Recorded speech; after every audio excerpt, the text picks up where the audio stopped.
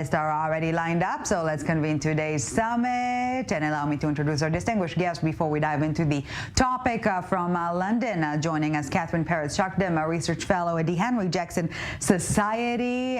From Washington, D.C., Behnam Taleblu, senior fellow at the Foundation of Defense of Democracies, and here in our Tel Aviv studios, Ynet correspondent Emily Schrader. Hello all, and thank you so very much for joining us today. Our main topic: more than 100 days of protest shaking the regime, but heavy costs for the people. So what's next for Iran? Let's take a closer look and pick up our conversation right after. Iran's crackdown on anti-regime demonstrators continues, with no end in sight.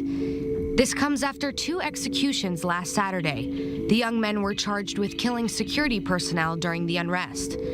The European Union is still mulling sanctions against Iran's Revolutionary Guards. The IRGC have been accused by protesters of using lethal force for suppression, and around 500 people have died during demonstrations so far. The unrest began after the death of 22-year-old Mahsa Amini, who was killed in detention after morality police said she was wearing her hijab improperly. How long will these protests continue? Will the regime be able to quash the demonstrations? Is there a real chance for large-scale change within the country? And what does this mean for the future of Iran? So let's get to it. What's next for the Iranian unrest? As always, we begin with our quick fire round, 30 seconds each to lay out your initial stance, and we pick up the conversation from there. So Catherine, please take the lead. Well, I'm going to say what is next. I don't see any hope for protesters to go home and just give it up. So the regime is going to have to admit defeat at some point. I can see the regime teetering right now, and I think that it's the regime's effort to try to foment chaos outside of its borders, and the difficulty that it's actually having in rallying support among the axis of resistance is telling you that the regime is teetering on the edge. But I think that it means that Iranians will see a lot more violence. And of course, there's also the risk, for our Western capitals to witness terrorist attacks. Right, and we will definitely mention that in a second. Emily Schrader, your thoughts? So I think that there's really 2 sides to this equation of what's happening in Iran. First of all, it's important to remember that the previous revolution in 1979 actually lasted for 15 months. Right. So it wasn't something that happened overnight. What we mostly hear about happened over the span of a couple of weeks, but the revolution actually was 15 months. So we're actually doing fine. I agree that the regime is teetering. I think that eventually this regime will fall, but it's going to be probably a very bloody fight and probably much longer. And last but definitely not least, Behnam Taleblu, your thoughts? Yeah, sure. Just to connect the dots, I broadly agree that, listen, this current iteration of protests, which began in September 2022, actually traces its origins to December 2017. So there have been continuous, sporadic, large-scale, nationwide demonstrations by the street and by the society against the state. And all of the signs tell you that they're likely to continue. They may continue in different iterations. They may continue with different triggers. They may continue with different geographic and demographic functions. But the main qualm driving the Iranian people continues to be there, and therefore they seem to be continuing to protest quite bravely more than 4 months in. Okay, and on that note, please feel free to engage in a conversation from this point onwards. But Catherine, I do want to begin with you. Supreme Leader Khamenei saying what he is dubbing riots failed to weaken the regime. Is he that wrong? Is the regime stronger than the people? No, I profoundly disagree. But of course, he would say this. I mean, this is the propaganda of the regime. Misinformation, disinformation. This is what they do. They never admit, that things are wrong when they're going terribly wrong.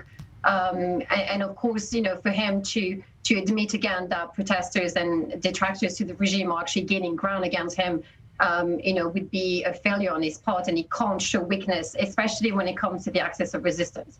And I think that we're misreading the signals from Tehran, in the sense that Iran is not just worried about what's going on within its borders in terms of the protests, but also the kind of image that is projecting to its allies within the region and its ability to lead, this Islamic revolutionary movement. And I think that because there is a great great problems in terms of the economy and the ability for Iran to be propping its, terror outfits outside of its borders.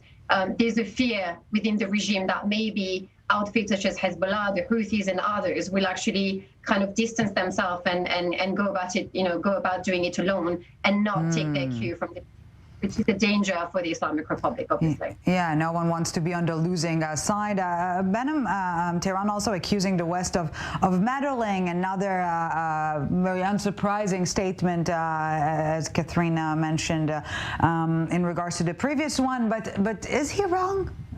The West definitely has some sort of an interest to see the regime there getting weaker. Well, the funny thing is the West certainly has interests and values and security at stake, as do a lot of the regional countries. But there's been too little too late, in my view, by some Western nations to actually stand with the Iranian people and put their money where their mouth is in practice. You've had about 4+ months going, over 500, reported killed. The number is likely higher.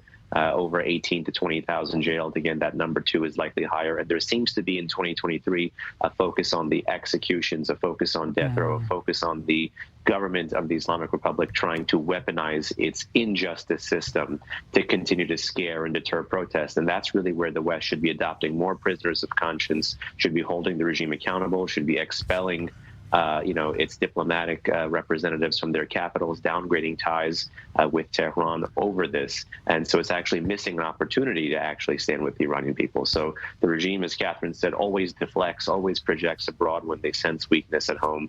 And we have strategic interests and moral interests at stake. So I think we could be doing better.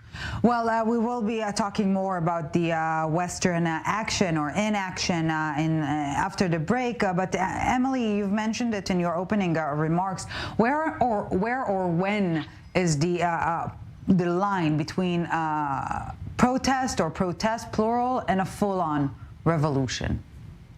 I don't think that there's a specific moment that it becomes revolution versus protests. I think that they've already proven they have incredible resolve, that more than ever before, the Iranian people, despite different ethnic and religious backgrounds in some cases, are actually united in their call to action, which is regime change. I actually agree with both of my other co-panelists in their observations of what's happening, both in terms of the West not really stepping up enough, and in terms of how other terrorist proxies of the Iranian regime may respond to what's happening right now on the ground. At the same time, I also want to add to that I think this round of protests and hopefully revolution have been very effective through social media more than ever before, despite the fact that internet has been cut down. And that is actually increasing the pressure on the West to act effectively against this regime. It's happening too slow right now, but it is slowly happening. So I'm cautiously optimistic about that. So in this respect, Emily, what us boomers like to dub Gen Z, they've been at the forefront of these protests. Is it essentially a generational showdown, or has protests reached a true national consensus? I think it's reached more of a consensus than ever before, and that combined with the fact that you have a younger generation who is more attuned to social media. Social media is hugely popular in Iran, despite the fact that many social media platforms are banned. I have friends who I interact with on a daily basis, or almost daily when their internet's not down, who are in Iran that are updating me about the situation. But it is very, very challenging when the regime continuously is shutting off internet and not allowing things to get out. Of course. Catherine, can the regime modernize itself while keeping loyal to its core values? Is there an in-between here, or is the end game, utter regime reshuffle? I don't see the regime being capable of reform, because you would be moving away from its core ideology, and it cannot do this. Either the regime has to go. It's quite simple, which is why you see Iranians not calling for reforms anymore. They have learned that there's no reforming this regime. The ideology underwriting the regime is so vile and genocidal at its very core that you can't argue with terrorism. And this is what we're talking about when we're talking about the Islamic Republic. We have seen it time and time again. I would argue that the security of the region, and to some extent the world, is actually threatened by the regime, and has been for 40 years now. So no, reform is definitely not the way forward. And there's actually in danger in making that argument, because obviously you would be playing into this notion that the regime will push at some point, that it wants to reform, that it wants to normalize, that it's going to do better moving forward. And the fear, of course, is that you're going to have, a regime 2.0 that might be just as worse, moving forward. So for me, that there's a great danger there. Regime change is the only way forward. Iranians deserve a democracy. They deserve to decide what is it that, happens to their country in the future.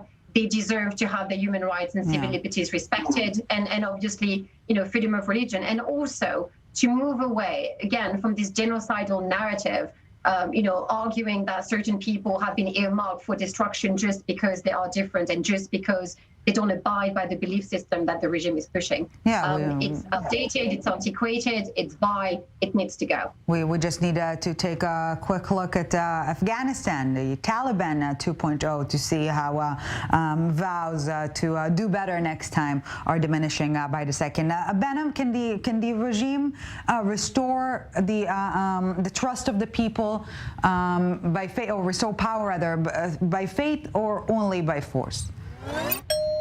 Well, you raise a very interesting question. In short, no, not at all. The trust has been broken, and you've seen that bond really break, again, starting in late 2017, when what was the regime's social, political, and even, in fact, religious base actually lead that generation of protests and demonstrations that started to make these things nationwide.